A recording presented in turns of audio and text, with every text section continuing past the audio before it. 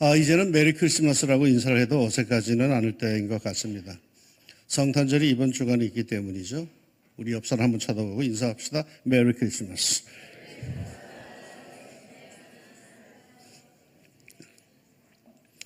한때 미국에서는 메리 크리스마스라고 해야 하는가 아니면 해피 할리데이라고 해야 하는가를 놓고 설전을 벌인 적이 있습니다. 메리 크리스마스는 너무 특정 종교, 기독교 냄새가 진하게 나기에 해피 할리데이라고 하는 게 옳다라는 주장입니다. 미국, 자기네 나라가 어떻게 세웠는지도 모르는 무식한 사람들의 논리이죠. 그러나 그래도 미국의 청교도 정신이 살아있기 때문에 대부분의 미국 일반인들은 메리 크리스마스가 옳다라고 결론을 내렸다라고 합니다. 설령 세상 사람들이 해피 할리데이라고 할지라도 우리 그리스도인들은 메리 크리스마스라고 해야 합니다. 그런데 말이죠. 메리 크리스마스가 무슨 뜻입니까? 여기에 조금 더 살을 붙이면 I wish you a Merry Christmas. 그대로 번역하면 즐거운 성탄절이 되기를 바란다라는 뜻이죠. 그런데 왜 성탄절은 즐거워해야 합니까? 세계 곳곳에서 메리 크리스마스, 즐거운 성탄절 되기를 바란다고 노래하는데 왜 성탄절엔 메리가 있어야 합니까? 왜 즐거움이 있어야 하는가 말이죠. 이 상황에 들지 모르지만은 성탄절이 기쁜 것은 그때는 선물의 시즌이기 때문입니다. 왜요? 우리가 먼저 선물을 받았거든요. 하나님이 우리에게 가장 소중한 것, 당신의 독생자 예수님을 선물로 주셨거든요. 그러니 귀한 선물을 받으니까 또 다른 이에게 선물한다는 것은 그 하나도 이상한 것이 아니죠. 언젠가 방송에서 들은 것인데요. 성탄절을 앞둔 어느 성당에서 미사 시간에 신부님이 강론을 하다가 갑자기 이런 요구를 신도들에게 합니다. 주님은 우리에게 가장 아름다운 것을 주시려 이 세상에 오셨습니다. 그렇다면 우리도 자신에게 있어서 가장 소중한 것을 이웃에게 줍시다. 지금 주머니를 뒤져보십시오. 여성들은 백을 뒤져보십시오. 그리고 가장 소중하다고 여기는 것을 지금 옆 사람에게 주십시오. 신부님의 이러한 갑작스러운 요구에 주머니를 뒤지고 백을 열어본 사람들 모두가 다 난색을 표했답니다. 이거는 이런 의미가 있고 저건 저런 의미가 있고 모든 것이 다 자기에게 소중한 것으로 함부로 줄 수가 없는 것들이었답니다. 그렇겠죠. 그러나 여러분, 나눔이 없고 독식만 있는 곳에는 메리가 없습니다. 베품이 없고 인색감만이 있는 곳엔 성탄의 축복이 없습니다. 이웃이 없고 자신만 있는 곳엔 성탄의 아기 예수님의 맑은 은총 없습니다. 그곳은 그야말로 블루 크리스마스이고 이웃과 더불어 주님과 더불어 교회와 더불어 지내는 사람들에게 메리 크리스마스가 됩니다. 왜 그런지 아시죠? 성탄의 출발지 첫 번 성탄의 현장인 오늘 성경 본문으로 가봅니다. 한밤중에 양떼를 지키는 목자들에게 천사가 나타납니다. 그리고는 이런 놀라운 말을 전해줍니다. 무서워하지 말라. 보라, 내가 온 백성에게 미칠 큰 기쁨의 좋은 소식을 너희에게 전하노라. 무서워할 일이 아니랍니다. 이건 기가 막히게 좋은 거랍니다. 그것도 온 백성, 단 한 사람의 예외도 없이 모두에게 혜택이 돌아갈 큰 기쁨의 좋은 소식이랍니다. 그게 뭡니까? 오늘 다윗의 동네에 너희를 위하여 구주가 나셨으니 곧 그리스도 주시니라. 구주, 구주란 게 뭡니까? 구세주란 뜻이죠. 저는 어릴 적에 이 구주, 구세주란 말을 이해하지 못해 고생한 적이 있습니다. 어떨 때는 구주, 구세주, 구제품, 구라파, 구락부 다 이게 한 통속의 단어인 줄 알고 혼란을 일으킨 적이 있습니다. 이런 구주란 게 뭡니까? 구세주란 게 무슨 뜻입니까? 한마디로 나를 구원해 줄 이다라는 뜻이죠. 어디에서요?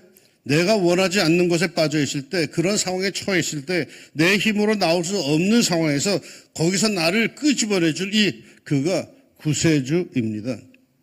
삶의 고달픔에서 나를 벗어나게 해줄 사람, 근심과 걱정, 두려움과 염려, 좌절과 절망에서 나를 끄집어내 줄 사람, 욕심이 잉타하여 죄를 낳고 죄가 장성하여 죽음을 낳느니라, 죄의 값은 사망이라 하듯이 해결할 수 없는 이 죄의 문제를 해결해 줄 사람, 인정하지 못하고 안정하지 못하고 늘 방황하는 내 영혼, 늘 뭔가에 쫓기듯이 살아가는 내 영혼에게 안식을 주고 눈물로 보내는 이 세월 속에서 노래할 수 있는 마음을 주느니 구주입니다. 눈에 보이는 것이 다가 아닌 정작 중요하고도 소중한 것은 눈에 보이지 않는 곳에 있다고, 그것이 훨씬 더 영원하고 가치 있는 것이라고, 삶의 가장 근본적인 의식 구조 개혁을 이루어주는, 그래서 현실보다 내일을 더 바라보며 오늘의 어려움을 감당하고 극복하는 힘을 주느니 그가 구세주여 구주입니다. 당장에 죽을 것 같은 얼굴로 근근히 살아가던 사람이 갑자기 자신만만한 삶의 태도를 보이고 가장 행복하도록 만들어주는 사람, 그가 구주입니다. 죽음 앞에 두려워 떠는 사람에게 소망과 평안함을 주는 사람, 그가 인류의 구세주입니다. 죽음 너머의 그 영원한 세계를 오늘 이 땅에서 살고 있는 나에게 연결을 시켜주시느니, 지옥으로 떨어질 나를 천국으로 잡아 끄시느니 그가 나의 구주이십니다. 제가 어릴 때 이북에서 피난 내려온 우리 오만이 맨날 하던 말이 그거였어요. 어린 우리 형제들을 보면서 그런 소리를 자주 하셨어요. 내가 예수만 안 믿었으면 벌써 갔다. 나는 그게 무슨 뜻인지 잘 몰랐어요. 피난 내려와서 정말 어렵게 살아가는 그 절망적인 상황에서 예수 믿었기 때문에, 예수님 때문에 한강 가지 못했다라는 그런 뜻이잖아. 어릴 땐 그게 무슨 의미인지 몰랐는데 예수님 때문에 살 수 있었다는 거예요. 예수님. 내가 예수를 몰랐다면 나 진짜 갔어. 이 고달픈 세상 떠났어. 그 얘기죠.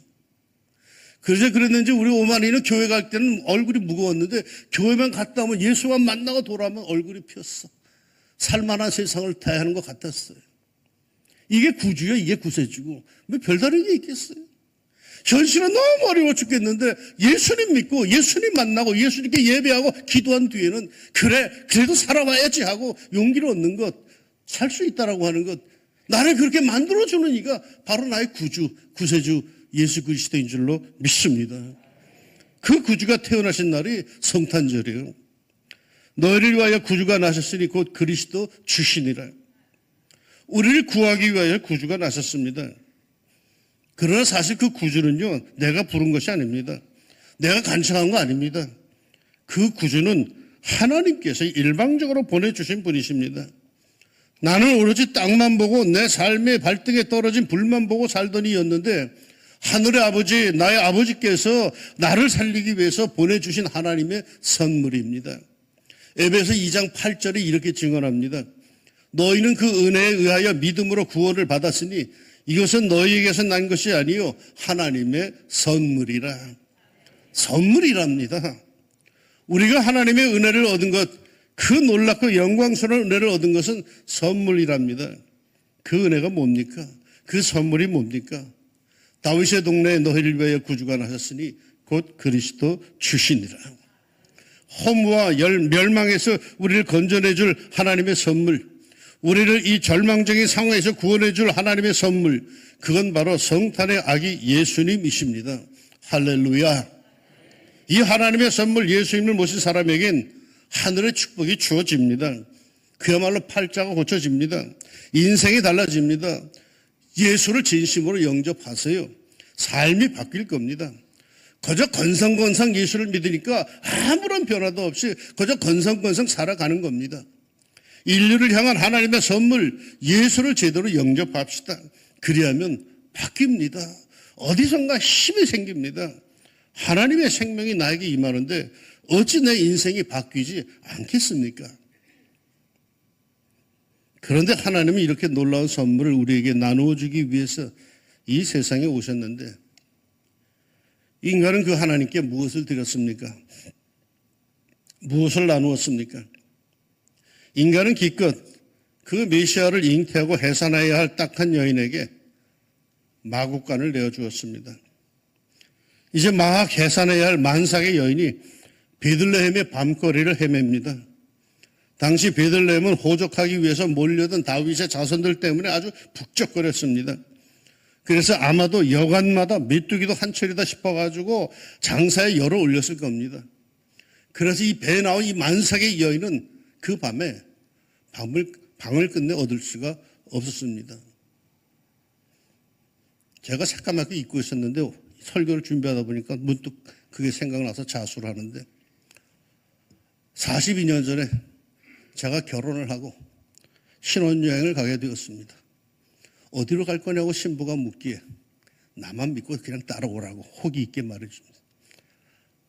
판에 박힌 틀에 박힌 신혼여행은 안 가다. 나를 따라와라. 그래서 무작정 내장산 잔풍이 절정이니까 거기로 가자 하고는 새마을호를 타고 서울역을 떠나서 정읍에 한밤중에 도착했습니다. 근데 이 촌놈이 호텔인데 가본 적이 없어가지고 호텔엔 가면은 언제든지 무조건 방이 있는 줄 알았어요. 그런데 정읍 호텔에 모든 방이 꽉 차 있더라고. 내장산 단풍철이라 그런지 호텔에 방이 없었어. 빈 방이 없었어. 시간은 12시가 다 되어 오는데 나만 믿으라고 큰 소리치고 데려온 신부와 첫날 밤 보낼 호텔 방이 없었어요. 그날 밤 정읍의 온 동네를 돌아다녔어. 겨우 딱 하나 남은 한 허름한 호텔 한 구석방을 얻었어요. 그날 밤 방구하러 신부를 데리고 여기저기 돌아다닐 때 나는 엉뚱하게도 요셉과 마리아가 생각이 났어요. 얼마나 황당하고 다급했을까. 난 뭐 하룻밤 보낼 방이 필요했지만 이 사람도 아기를 낳아야 되는 그 상황에서 방을 못 구하니 얼마나 황당했을까 말이야. 낯선 동네에서. 그러다가 나는 허름한 방이라도 하나 구했지만 결국 이 비정한 세상은 그 가련한 만삭의 여인에게 허름한 방 하나를 내어주질 않았어요.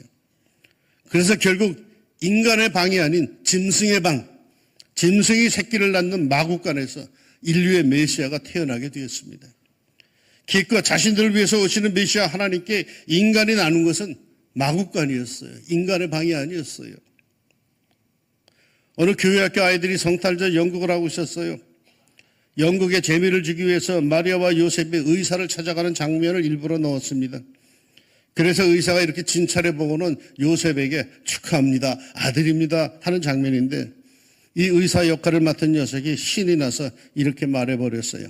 요셉 씨 축하합니다, 하나님의 아들입니다. 만삭인 마리아에게 잉태된 이가 하나님의 아들 메시아라는 사실을 인류가 제대로 알았다면 차마 그렇게 하지는 못했을 것이라고 하는 사람들이 있습니다. 결코 그렇게 소홀하게 대접하지 않았을 것이라고들 합니다. 정말일까요?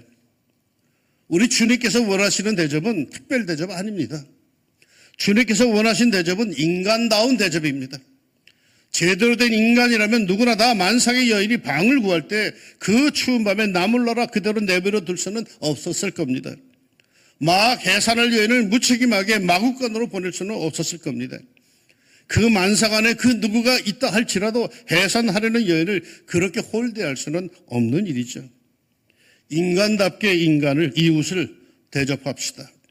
인간의 정, 인간의 이성으로, 인간의 도리로 서로를 바라보고 서로를 대접합시다. 그러다 보면 주님을 대접하게 될 줄로 믿습니다. 주님을 대접한다는 것이 뭐 거창한 게 아닙니다. 인간답게 산다면, 인간답게 서로를 대접한다면 그 와중에 우리는 주님을 대접하게 될 겁니다. 성탄절, 메리 크리스마스, 성탄이 기쁜 것은 하나님께서 가치 없고 바잘것없는 나에게 찾아오셔서 영원하고도 거룩한 아름다운 생명을 주셨기 때문입니다. 성탄이 기쁜 것은 그 엄청난 사랑을 거저받고 나도 역시 가만히 있을 수 없어서 누군가에게 뭔가를 나누어 줄 수 있기 때문입니다. 우리 학교 다닐 때 스크루지 영감의 이야기를 다들 들었을 겁니다. 독식하고 혼자 즐기고 움켜는 사람에겐 성탄은 아무런 의미도 없고 기쁨도 축복도 아닙니다. 작은 것이라도 함께 나누고 베푸는 사람에게 성탄은 무한한 축복으로 다가옵니다. 그 성당 신부님은 주머니를 뒤지고 백을 뒤져서 옆 사람에게 주라고 했다지만 저는 오늘 여러분에게 이런 과제를 하나 드립니다. 이제 장로님들이 일어나서 매년 했듯이 여러분에게 봉투 하나씩을 드릴 겁니다. 이 안에 뭐가 들었냐면 10,000원이 들어있습니다. 근데 이번에 봉투 만든 걸 보니까 사무실에서 만들었는데 봉투가 어마어마하게 커요. 와, 이거 봤더니 10,000원짜리 한 장 딱 들었는데 받는 사람도 실망할 것 같아. 그러니까 좀 더 채워서 드리세요. 이거 여러분 쓰라고 드리는 거 아닌 거 아시죠? 성탄절에 주위에 어려운 사람들, 그들에게 예수님의 사랑을 담아 전하라고 드리는 겁니다. 왕십리 중앙교회에 임하신 아기 예수님의 사랑과 이름으로 누군가의 도움을 주라고 드리는 것입니다. 전에 경험으로 볼 때 막상 전하려니까 누구에게 전해야 할지 막막한 때도 있습니다. 그런 분들은 구세군의 자선남비로 찾아가세요. 아마 왕십리 광장에 있을 겁니다. 광화문에도 있을 겁니다. 거기 찾아가서 구세군의 자선남비라도 거기에 넣으세요. 이 왕십리 중앙교회 이름으로 사랑이 여기저기서 전달이 될 것입니다. 아니면 오늘 돌아가시다가 길거리에서 청소하는 사람이 있으면 전해주세요. 아파트에서 경비원을 주세요. 그저 길거리에서 어려운 사람도 주세요. 인상 쓰고 힘들게 일하던 사람들이 이거 하나 딱 받아들면은 이게 뭐예요? 그러다가 성탄절 하고 얼굴이 환해질 겁니다. 왜? 구세주를 만났걸라. 그게 구세주의 역할 아니겠어요? 그 역량 아니겠어요? 이거 하나 갖고도 인생이 살만하네 그런 생각이 안 들겠어요? 아직은 이 세상 따뜻한 세상이구나 안 느끼겠어요? 우리가 바로 그 역할을 하는 구세주의 예수 그리스도의 제자들입니다. 하늘로부터 임하는 하나님의 선물 구세주 예수님의 은혜가 여러분의 삶에 정말 분명하기를 소망합니다. 그리고 그 하늘 선물 받은 이들답게 내게 있는 것을 내게 주노니 하는 마음으로 이웃들에게 어려운 사람들에게 나누어지는 여러분의 사랑과 선물이 우리 이 사회를 더욱 풍성하게 만드는 축복의 씨앗이 되어서 곳곳에서 아기 예수님의 향이 그윽한 성탄절이 될 줄로 믿습니다. 꼭 그리 되기를 소망합니다. 메리 크리스마스.